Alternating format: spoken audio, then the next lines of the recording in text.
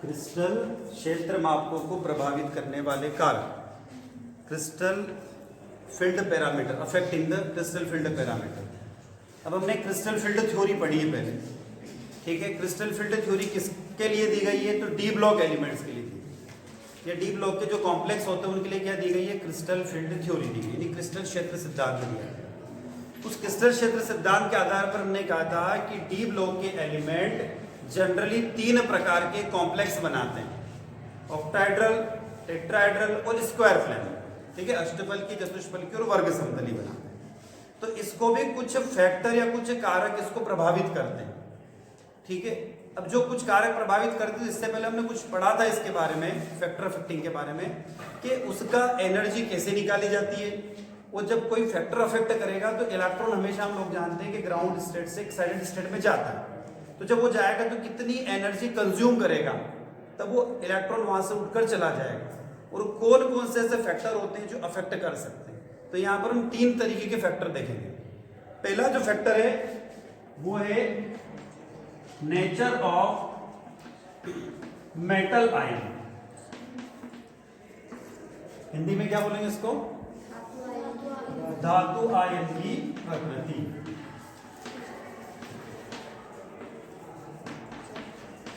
जो धातु आयन की प्रकृति है, इसमें लगभग 4 से 5 अलग अलग फैक्टर अफेक्ट करते हैं।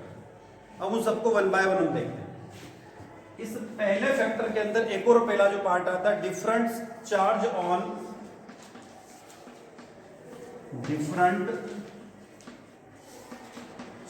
ऑन द सेम,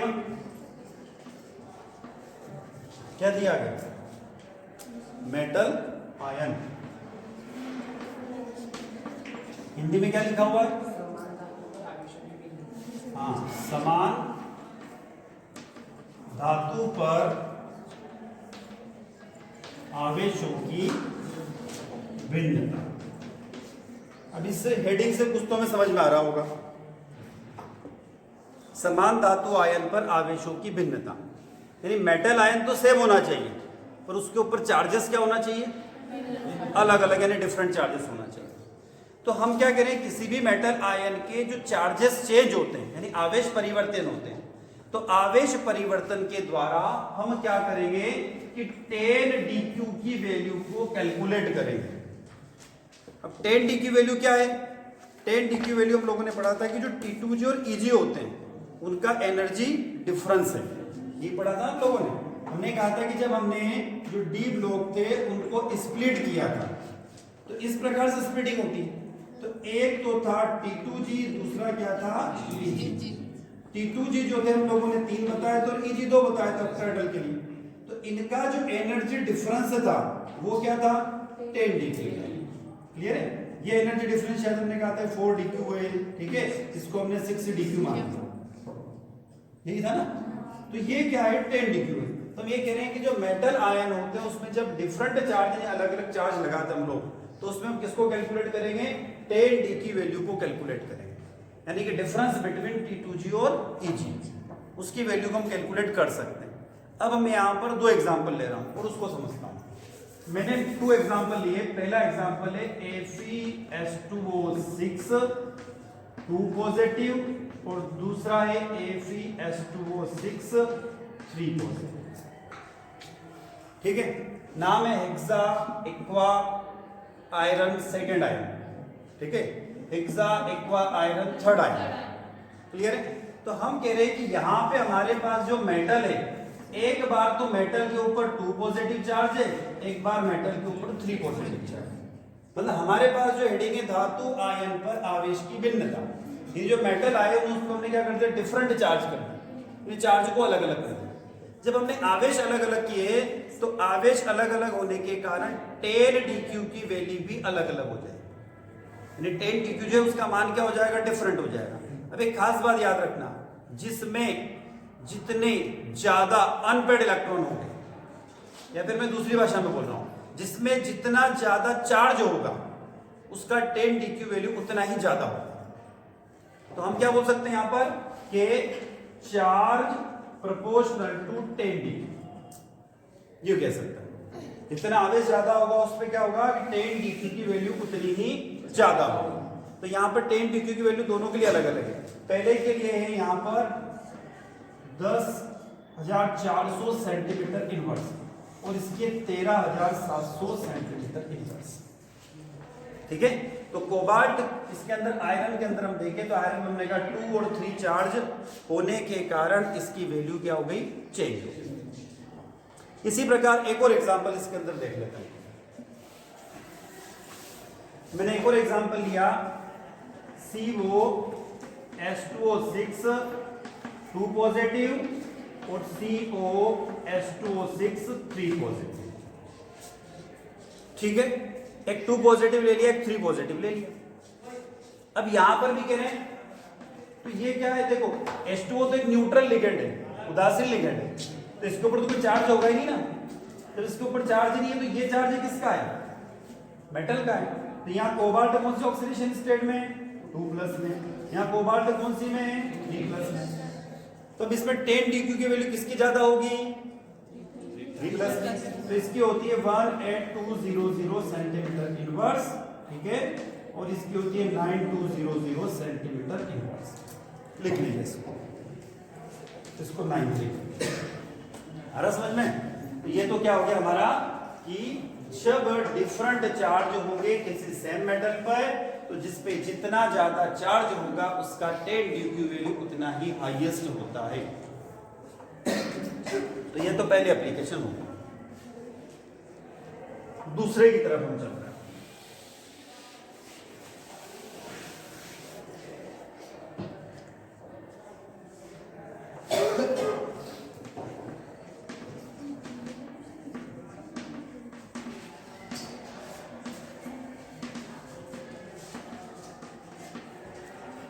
भिन्न धातु आयन पर भिन्न आवेश, different charge on different metal.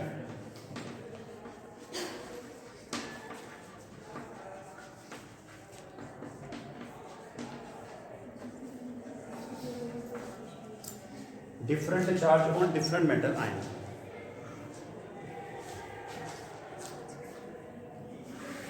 हटा दें इसको। चलो आगे चलते।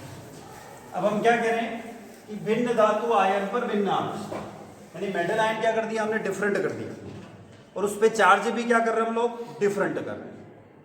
ठीक है, इसमें यह होता है कि आवेश का परिणाम,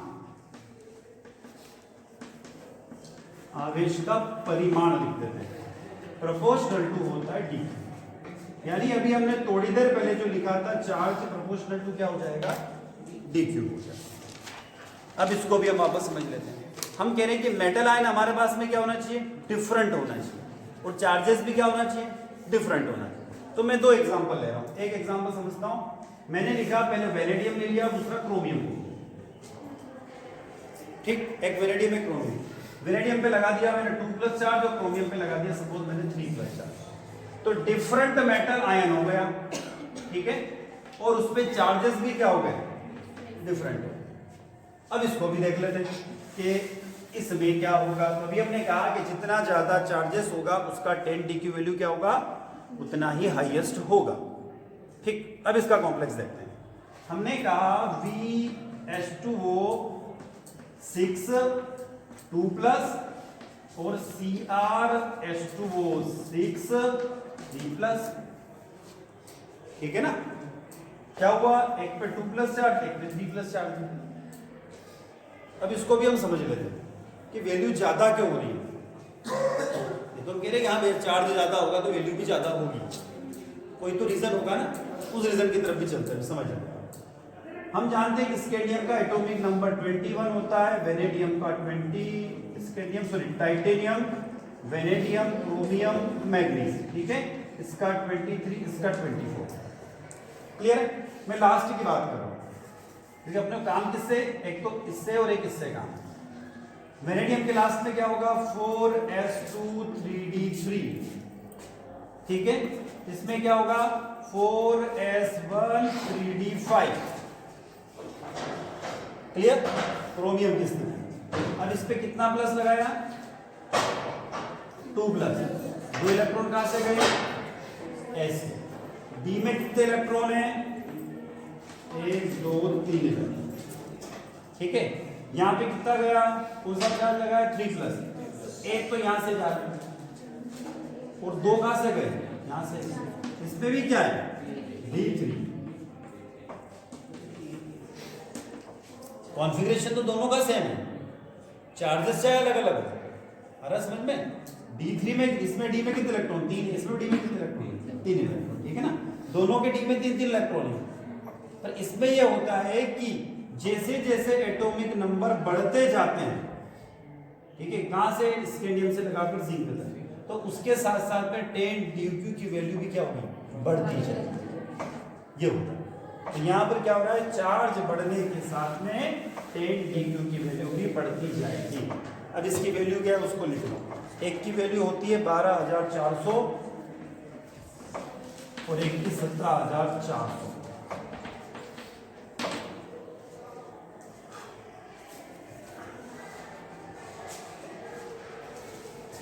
नेक्स्ट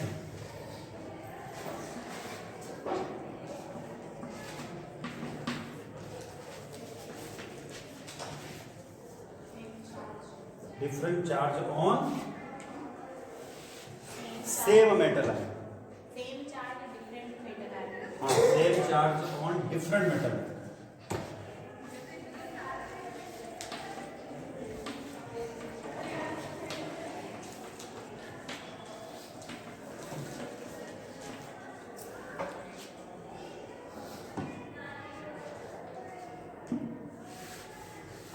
अब हमने तीसरा केस लिया, डिफरेंट मेटल आयन ले लिया, उस पर चार्ज क्या लगा दिया? सेम लगा। यहां पे मैं ले रहा हूं कोबाल्ट और निकल, सपोज इस पे भी 2+ चार्ज लगा दिया और इस पे भी 2+ चार्ज। ठीक, अब इसके लिए एक फार्मूला है, number of D electron inversely proportional to 10 D. इसका फार्मूला अलग होगा, पहले दोनों के सेम थे, इसका अलग फार्मूला लिख दिया। अब यहां पर इलेक्ट्रॉनों की नंबर्स की बात करते हैं हम लोग, तो उसके बेसिस पर इसको समझ लेते हैं। इसका एग्जांपल भी लिख देता हूं मैं। क्या एग्जांपल है? वही लिख देता हूं, COH2O6 2+ NiH2O6, इसमें भी 2+। ठीक है, सब एक्वा वाले एग्जांपल हो ताकि आसानी से याद हो जाएंगे सब। अब दोनों की वैल्यू क्या है? इसकी वैल्यू 9300 सेंटीमीटर के इनवर्स, इसकी 8500 सेंटीमीटर इनवर्स। अब ऐसा क्यों हुआ उसकी तरफ भी चलते हैं। ऐसा क्या कारण है कि इन दोनों की वैल्यू में इतना चेंज आया? देखो क्या होता है। हम जानते हैं कोबाल्ट का एटॉमिक नंबर और निकल का atomic number, scandium, titanium, vanadium, chromium, manganese, iron, cobalt, निकल। ठीक है, कोबाल्ट का 27 और निकल का 28। ठीक है ना। अब देखो क्या होगा, यहां पर हम कह रहे हैं कि 4s2, ठीक है ना, 3d7 क्या लिखा, ये ध्यान रखना, 4s2 3d। ठीक, इसमें से कितने इलेक्ट्रॉन निकाले? इसमें से भी 2 निकाले। कौन से निकले? s के। इसमें d7, इसमें d8। अब देखो उसको तरफ भी चलते हैं। यदि मैं इसको 7 को लिखता हूं और फिर मैं किसको लिख रहा हूं? 8 को लिख रहा हूं। मैं लिख रहा हूं 3d7 और फिर लिख रहा हूं 3d8। तो 1 2 3 4 5 6 और 7, 1 2 3 4 5 6 7 8। अनपेड कितने हैं? अनपेड कितने? नंबर ऑफ अनपेड कम हुए, वैल्यू भी क्या हुई? कम हो। ठीक है ना, मतलब कि नंबर ऑफ डी इलेक्ट्रॉन, देखो यहां समझ में आ रहा है, इनवर्सली दे रहा हूं, उसने पहले दे दिया। Number of D electron inversely proportional to 1/10 D. ये पूरा रोल किसका? अनपेड इलेक्ट्रॉनों का रोल है इसका। ठीक है, एक और लेते हैं, नेक्स्ट फोर्थ फैक्टर अफेक्टिंग देखते हैं। ये सब मेटल आयन की बात कर रहे हैं हम।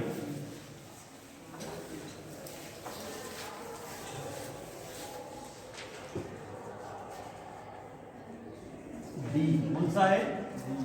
डी में धातु आयन के डी इलेक्ट्रॉनों की क्वांटम संख्या, ये ना धातु आयन के डी इलेक्ट्रॉनों की क्वांटम संख्या, quantum number of D electron of metal ion, quantum number of D electron in metal ion.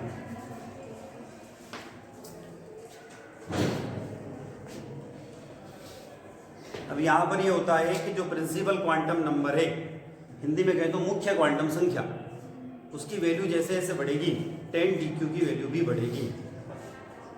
क्या कह रहा हूं मैं?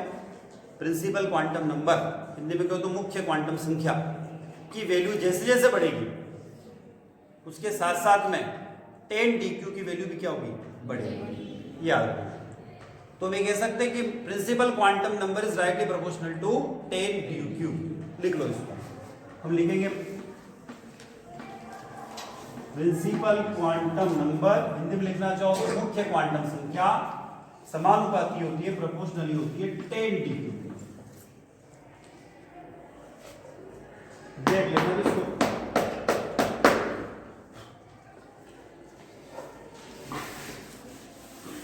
ये कैसे होता है? देखो, हमने कहा कि हमारे पास में जो डी ब्लॉक के एलिमेंट है उनको टोटल 4 सीरीज में डिस्ट्रीब्यूट किया गया है।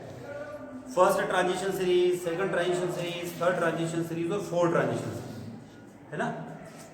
पहली को हम बोलते हैं 3D ब्लॉक के एलिमेंट, दूसरे को कहते हैं 4D ब्लॉक के एलिमेंट, अगले को कहते हैं 5D ब्लॉक के, और 6D अभी इनकम्प्लीट है इसलिए उसकी बात नहीं कर रहा।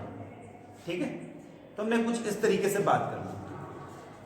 अब आप प्रिंसिपल क्वांटम नंबर, हिंदी में कहें तो मुख्य क्वांटम संख्या का डिटर्मिनेशन यानी कि निर्धारण कैसे करेंगे? कहां से पता करेंगे कि मुख्य क्वांटम संख्या कितनी है?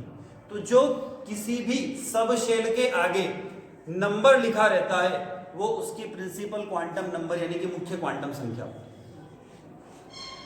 3D के आगे 3 लिखा हुआ है, 4D के आगे 4 लिखा, 5D के आगे 5 लिखा। तो प्रिंसिपल क्वांटम नंबर को अपन रिप्रेजेंट करते हैं n से। तो इसकी वैल्यू 3, इसकी वैल्यू 4 और इसकी वैल्यू 5।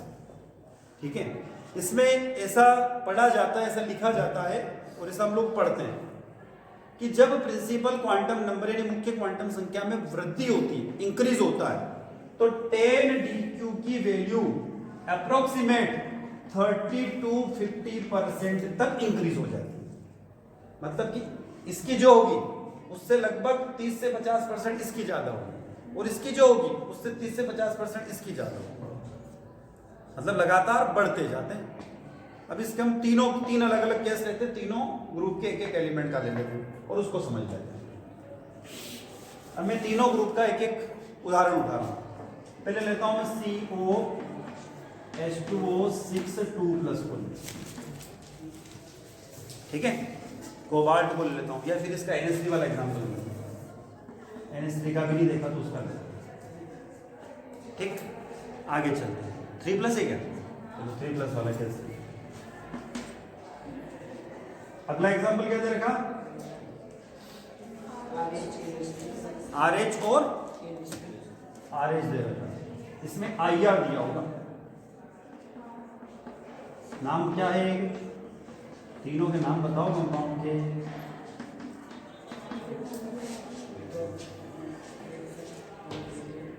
तीनों के नाम बताओ।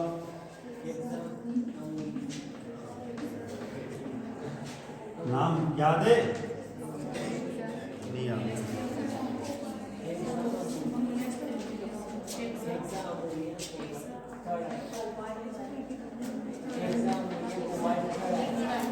Hexa, amino, cobalt, third ion, amine, sorry, hexa amine, cobalt, third ion. Ligand में जब चला जाएगा NH3 तो एमीन कहते हैं और जनरल वे में अमोनिया कहते हैं। इसका नाम, इस एलिमेंट का नाम क्या है? प्रोहिडियम। इसके जो एलिमेंट है scandium, titanium, vanadium, chromium, manganese, iron, cobalt, nickel, copper, zinc, cobalt आ गया बीच में। इसका yttrium, zirconium, niobium, molybdenum, technetium, ruthenium, rhenium, ये रहीनियम, पैलेडियम, सिल्वर और कैडमियम इसमें आते हैं। Lanthanum, hafnium, tantalum, tungsten, rhenium, osmium, iridium, platinum, mercury और गोल्ड। कितने हो गए? ये 5D सीरीज। इसके बाद भी ये फोरेबोसी, सीरियम, प्रिज्मोडियम, नियोबियम, समरियम, यूरोपियम, गैलेडियम, डायस्पोरियम, होलियम, ये फोरेब सीरीज है। 5F में जाओ तो सीरियम, प्रिज्मोडियम, बहुत सारे नाम हैं। चलो आगे चलते हैं। तो हमने ये लिखा। अब देखो यहाँ पर 10 की वैल्यू 23600 सेंटीमीटर इनवर्स। इससे ये बड़ी, इससे ये, ठीक है ना? मतलब कहने का कि प्रिंसिपल क्वांटम नंबर इंक्रीज होगा तो 10 की वैल्यू भी क्या होगी? इंक्रीज होगी। ठीक है, तो ये तो 4 एप्लीकेशन हमने बात करी नेचर ऑफ मेटल आयन की। अब आगे चलते हैं। अभी तो बचा हुआ लिगेंड।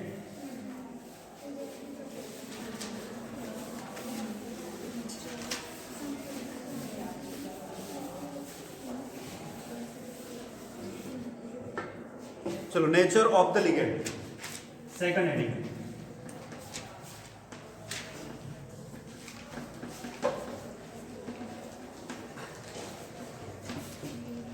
हिंदी बोले तो लिगेंड की प्रकृति।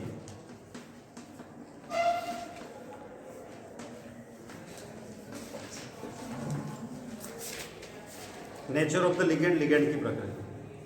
हम इसको एक एग्जांपल से समझा दो तो समझ में आ जाएगा।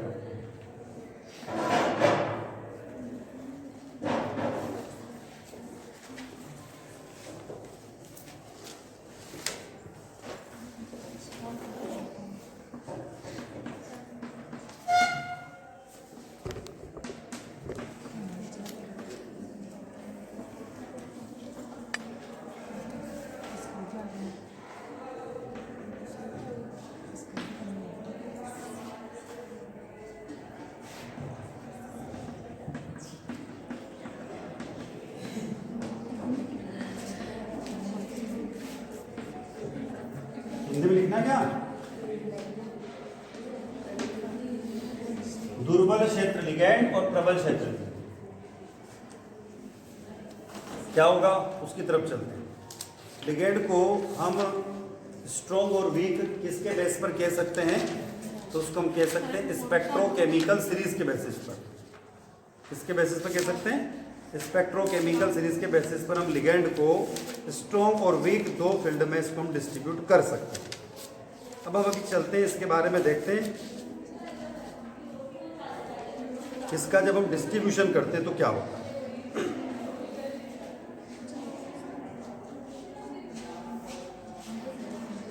स्ट्रॉन्ग फील्ड लिगेंड और वीक फील्ड लिगेंड की बात करते हैं।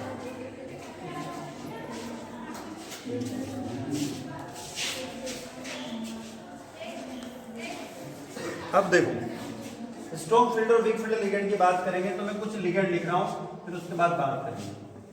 सबसे पहला लिखा मैंने आइडो, फिर ब्रोमो, फिर क्लोरो। दुर्बल क्षेत्र लिगेंड और प्रबल क्षेत्र IBrCl, ठीक है। उसके बाद आ जाएगा H2O NH3।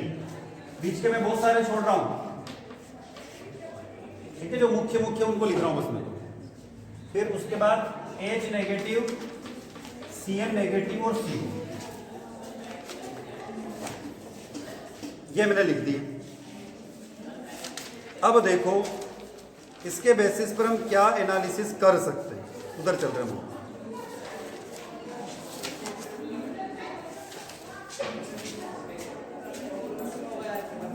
IBrClOH, OH भी लिख सकते हो चाहो तो बीच में, NH3CO। अब देखो ये वाला जो रीजन है इसको हम बोलते हैं स्ट्रॉन्ग फील्ड लिगेंड, हिंदी में लिखना चाहो तो प्रबल क्षेत्र लिगेंड। और ये वाला रीजन है वीक लिगेंड फील्ड का, ठीक है। एक स्ट्रॉन्ग फील्ड लिगेंड का है, एक वीक फील्ड लिगेंड का है, ठीक। अब ये देखो यहां समझ लेते हैं, यहां देख रहे कि जब लिगेंड हमारा स्ट्रॉन्ग आ जाता है, कौन सा, CO CnH NH3, तो ऐसी कंडीशन में जो d ऑर्बिटल्स होते हैं उनकी जो 10dq स्प्लिटिंग है वो बढ़ गई है। आप देखो गैप दोनों के बीच में क्या है तो डिफरेंस 10dq कहलाएगा, पर क्या हो जाती है, बढ़ जाती है। वीक फील्ड लिगेंड में क्या है तो डिफरेंस 10dq का ही है, पर लिगेंड यदि I negative, Br negative, Cl negative, S2 आ गया तो इनकी जो बीच की गैप है T2 जो रीची की वो क्या हो जाएगी, कम हो जाएगी। तो ये किसके कारण हुआ, नेचर ऑफ द लिगेंड के कारण। लिगेंड की प्रकृति क्या करती है, इसको अफेक्ट करती है, ठीक है।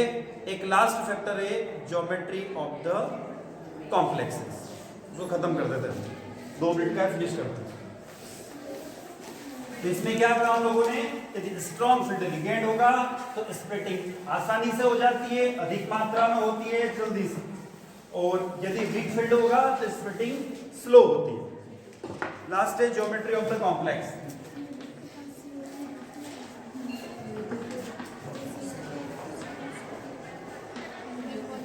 हिंदी में संकुल की ज्यामिति।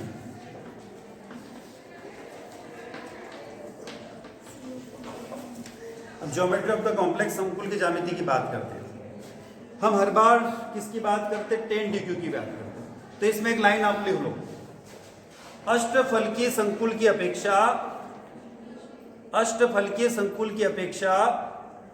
चतुष्फलकीय संकुल के लिए 10dq का मान कम होता है।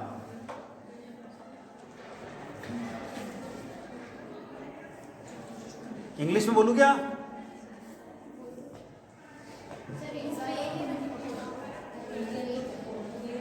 अष्टफलकीय संकुल की अपेक्षा चतुष्फलकीय संकुल में 10dq का मान कम होता है।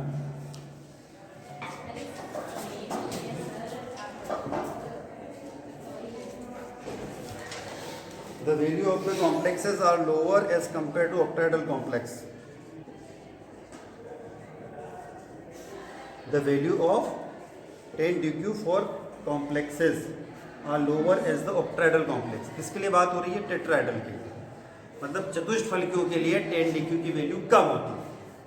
टेट्राहेड्रल के लिए 10dq की वैल्यू क्या हो जाएगी, कम हो जाएगी, लेस हो जाएगी, और ऑक्टाहेड्रल के लिए क्या होगी, ज्यादा होगी। अब एक और बात करते, जबकि समतल वर्गाकार संकुल but square planar complexes this value is high। समतल वर्गाकार संकुल में यह वैल्यू या यह मान अधिक हो जाता है।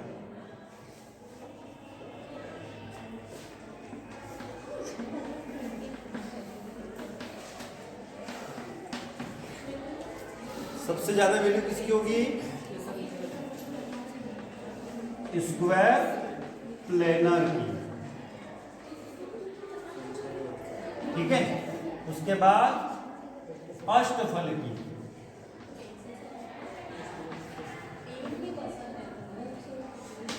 उसके बाद चतुष्फल की,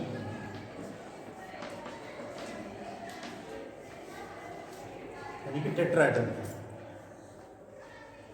अब इनमें रिलेशन की बात कर लेते हैं अपन। देखो टेट्राहेड्रल ज्योमेट्री,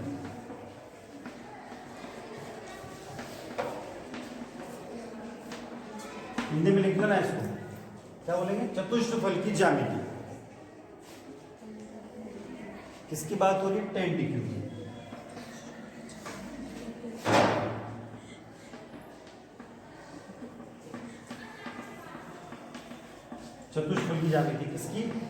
10 डिग्री किसके इक्वल होती है? तो देख लो 4/9 octahedral geometry, 4/9 octahedral geometry of 10 degree, यानी 4/9 अष्टफलकी की ज्यामिति किसके लिए? 10 डिग्री। इसके बाद क्या हो जाएगी, एक और निकाल लेते हैं, समतल वर्गाकार के लिए।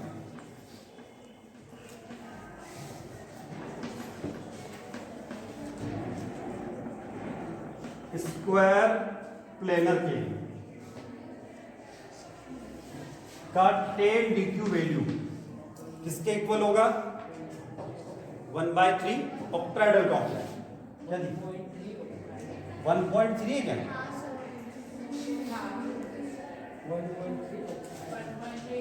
1/3 ऑक्टाहेड्रल कॉम्प्लेक्स, 1/3 अष्टफलकी यौगिक। अगले लेक्चर में पढ़ेंगे application of the crystal field theory.